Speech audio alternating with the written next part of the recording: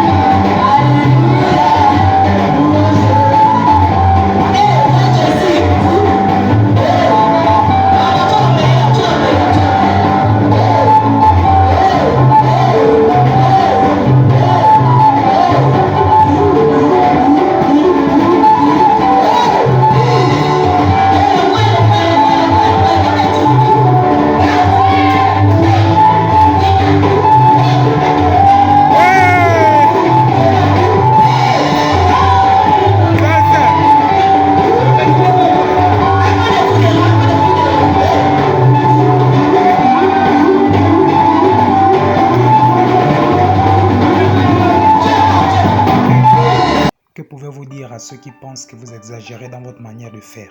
Moi, je dirais qu'on n'exagère pas, on loue notre Dieu. Je vais faire un petit témoignage sur ma petite personne. Moi, j'étais dans le monde et j'ai dansé dans le monde. J'ai dansé seulement dans le monde, dans le jam et autres.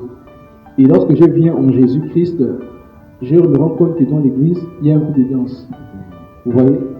Et lorsque je vais vers ces frères-là, ils m'accueillent. Ils me permettent de m'exprimer dans la maison du Seigneur.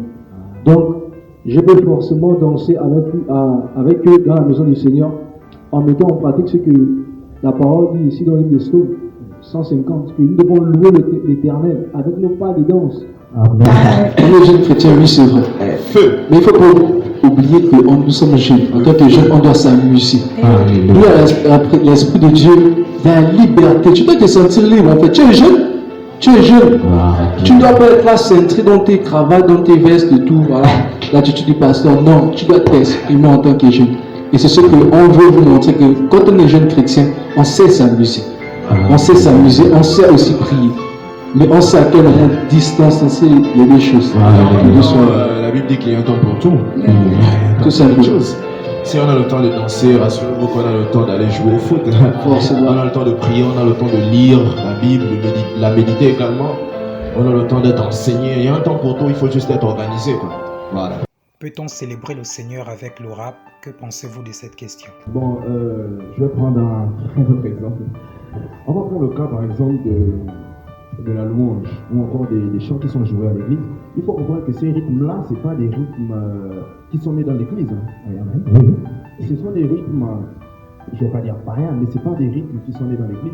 C'est simplement l'usage que nous faisons de ces rythmes-là. Aujourd'hui, on utilise des rythmes qui peuvent être joués ailleurs, mais c'est le sens, les paroles que nous mettons avec ces rythmes-là, l'objectif poursuivi en elle-même. Si ton objectif c'est louer le Seigneur, le glorifier, tu peux utiliser n'importe quel rythme. Aujourd'hui, on observe des rappeurs par exemple qui louent le Seigneur au travers des rimes et tout ce qui va avec. Même des slameurs également. Il ne faut pas que nous ayons cette caricature-là où on se dit que quand on n'est pas encore en Christ et qu'on sait par exemple rapper, que lorsque tu viens au Seigneur, attends, c'est pas du jour au lendemain, tu vas pas arrêter de rapper. Oui. Tu peux utiliser ton rap, tu peux faire des textes, mais avec un autre objectif. C'est vraiment l'objectif que nous poursuivons qui va déterminer ce que nous voulons faire. Donc, si ton objectif, c'est louer le Seigneur, bah, tu crées un texte dans lequel tu exprimes ce que Jésus a fait pour toi, et puis tu viens, tu chantes et tu rappes, et ça glorifie le Seigneur. Donc, ne soyons pas vraiment restrictifs. Mes frères et sœurs, n'ayez pas peur. Vraiment, j'ai vraiment pas, n'ayez pas peur. Tu sais danser. Tu sais chanter, rapper. Viens au chat. Vraiment, ne te sens pas limité. Tu viens, tu exprimes ton don, ton talent. C'est pour l'œuvre de Dieu. Tous ceux qui respirent le. Que pouvez-vous dire à ceux-là qui pensent que le rap a une origine mondaine? Pour revenir dessus, j'aimerais que l'on se souvienne que la louange, la musique, tout, pas commencer dans le ciel en fait. C'est mieux que la reproduction de ce qui est dans le ciel que nous faisons sur la terre. Ce qui vient à dire que si mon frère qui est à côté de moi, il a cette capacité de pouvoir chanter sans pouvoir rapper, c'est bien qu'il loue le Seigneur avec. Si moi je peux rapper, c'est ma manière à moi, je me sens bien dans ce couloir, je continue de le faire. Tant que c'est pour la gloire du Seigneur, ça ne me dérange en rien et ça ne me fait en rien dans ce qu'on veut, dans l'œuvre du Seigneur en fait, dans ce qu'on veut, dans notre marche avec Christ en fait, ça n'influe en rien. Tout part du ciel. Je disais que voilà, tout à fait, ce qu'elle disait, c'est ça en fait, c'est l'utilisation de ce don-là en fait. Tu peux rapper, tu peux slammer, mais tout en étant en véhiculant le message qui est de proclamer l'évangile de Christ. Et ce que tu fais à travers le rap, à travers ton slam, à travers ta danse, qui détermine le reste en fait. Quand tu viens en Jésus, on ne va pas t'empêcher de rapper. Tu vas rapper mon frère, c'est bien. C'est bien. Moi-même parfois je regarde les rappeurs, parfois j'essaie de faire comme je dis, mais waouh, en fait. C'est vraiment extraordinaire. Donc on ne va pas t'empêcher de rapper tant que tu glorifies le Seigneur. Voilà. Gloire à Dieu, gloire. Bon, si tu me permets, c'est pour dire que n'ayez pas peur. Ouais. En fait, c'est malheureusement c'est une caricature que les gens ont adoptée. C'est l'image qu'ils ont en fait du fait qu'en étant hors de l'église et en venant, ils se retrouvent limités, bloqués, condamnés. Mais non, nous avons une certaine liberté en Christ. C'est vrai que nous ne devons pas mal l'utiliser, mais la liberté que nous avons en Christ nous permet de glorifier Dieu. Avec des pas de danse, avec des paroles constructives, avec des slams. Moi, j'étais dernièrement à un événement organisé par l'église de l'Alliance chrétienne, ou un concert à Ozangue, où il y avait un slameur qui a fait des belles déclarations en l'endroit de Christ. Et c'est vraiment touchant parce que tu te rends compte que c'est un jeune qui fait ça. Et certainement, il était dans sa chambre où il n'est pas né chrétien. Vous conviendrez avec moi. Donc, certainement, il avait ça, il avait cette capacité-là, et il doutait, il avait sans doute peur. Mais le Seigneur, il est souverain. Et dans sa souveraineté, il te permet de t'exprimer. Oui, Esther. Que l'on sorte de cette idée que l'on se fiche, que lorsqu'on n'est pas encore chrétien, on peut utiliser nos dons. Et lorsqu'on arrive dans la maison du Seigneur, on ne les utilise plus. Que l'on sorte de cela en fait. De la même manière dont on a utilisé nos dons par le passé, comme il y a une autre vie, de cette même manière, nous devons reproduire, nous devons utiliser nos dons et nos talents.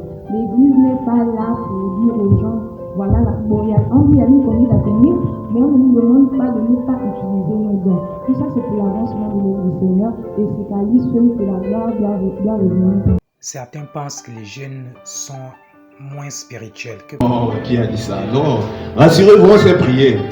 Rassurez-vous, on sait prier. On impose les mains. On chasse les démons. On chasse les démons. Ouais. On libère. On libère. Non, rassurez-vous, ça c'était juste pour se détendre. C'était juste une opportunité pour nous de pouvoir simplement s'amuser, danser pour la gloire de Dieu en fait. Ouais. Mais rassurez-vous, on sait prier. Hein? On sait prier. On fait tout. On prie, on chante, on danse. Tout ça c'est pour la gloire de Dieu. En fait, il se base sur votre apparence, sur votre côté plus ou moins oisif. Faux débat. C'est des faux débats parce que c'est vrai que les gens sont toujours dans le jugement. Les gens sont perpétuellement dans le jugement. Ils regardent à l'apparence. David nous le rappelle même que lui regarde au cœur. Mais c'est simplement pour dire que c'est vrai que l'apparence donne une orientation, mais on ne doit pas être figé sur ça. Tu vois quelqu'un danser en plein carrefour, tu sais même pas qui il est. Tu sais même pas que ce mec-là, il est capable de prier pour toi et de te guérir en fait. Mais ça, c'est simplement la caricature que nous avons. Essayez d'échanger avec cette personne-là. Mais c'est vrai je pense qu'il faut garder à l'esprit, vraiment, même quand tu danses, tu peux utiliser ta danse pour évangéliser quelqu'un. Au travers de ça, tu peux l'appeler pour dire, frère, moi je vais te dire que Jésus, il est mort à la croix pour toi. Et vraiment garder ça à l'esprit que tu danses pour Dieu. Une fois que tu es dans cette conception-là, tu ne vas plus te préoccuper des jugements des uns et des autres. Voilà. J'aimerais ajouter quelque chose en fait. Que l'on arrête de se dire que en fait, quand on lève cette pensée-là de nous, on se fie à ce qui est physique en fait. Nous-mêmes, nous avons notre chambre haute. Tout se passe dans le lieu secret. Nous avons tous des temps de prière. On n'a pas besoin de venir montrer à tout le monde que voilà, je prie par exemple tous les jours à 15h. On n'a pas besoin de le faire. Je peux venir danser, mais quand même j'ai ma vie de prière, j'ai ma vie de méditation qui se fait en secret en fait.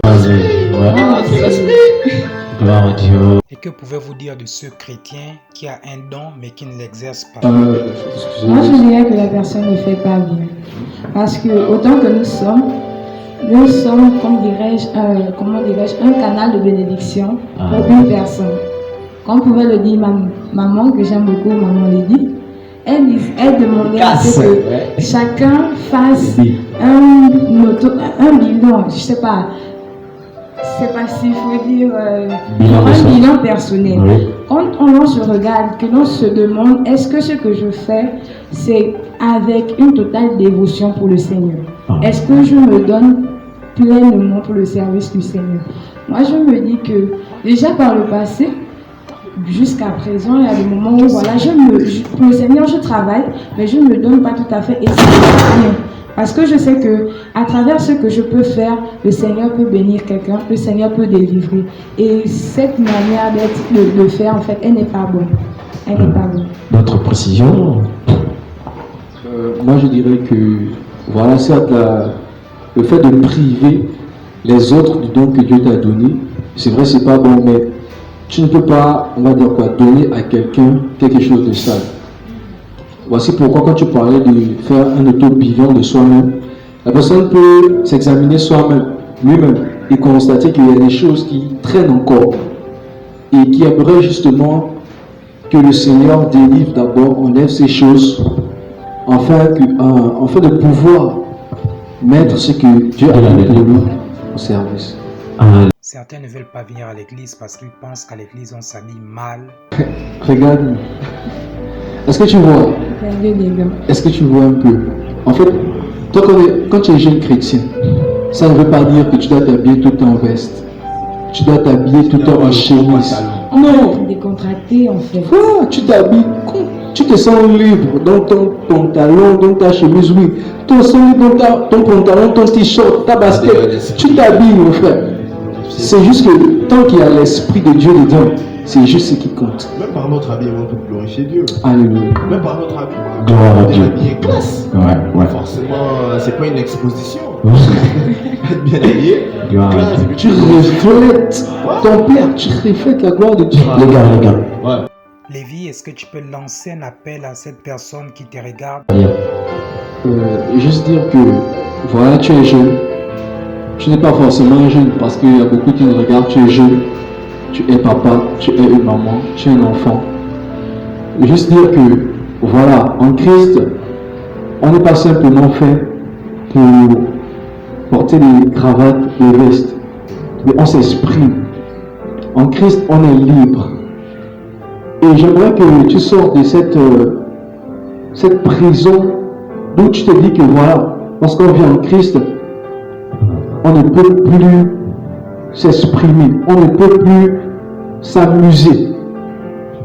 Je vais parler à un jeune ce soir, de t'examiner, rentre plus profond de ton âme, plus profond de ton cœur. Et là, je crois par la grâce de Dieu que l'Esprit de Dieu est déjà en train de te parler, est en train de te convaincre, de t'examiner et de te repentir de tes actes passés. Je vais prier avec toi. Et si réellement il te plaît d'accepter Jésus-Christ ce soir, je prie simplement que tu disposes déjà ton cœur. Tu vas prier avec moi, répétant simplement ces paroles, ces quelques paroles, mais qui sont très importantes. Tu vas dire, Seigneur Jésus, je viens à toi ce soir. Je reconnais mon état. Je reconnais que 1000 ans je marchais sans toi. Mais aujourd'hui, je prends conscience que tu es à côté de moi. Et je te demande pardon. Je me repens de mes actes. Et je t'accepte comme Seigneur et Sauveur personnel.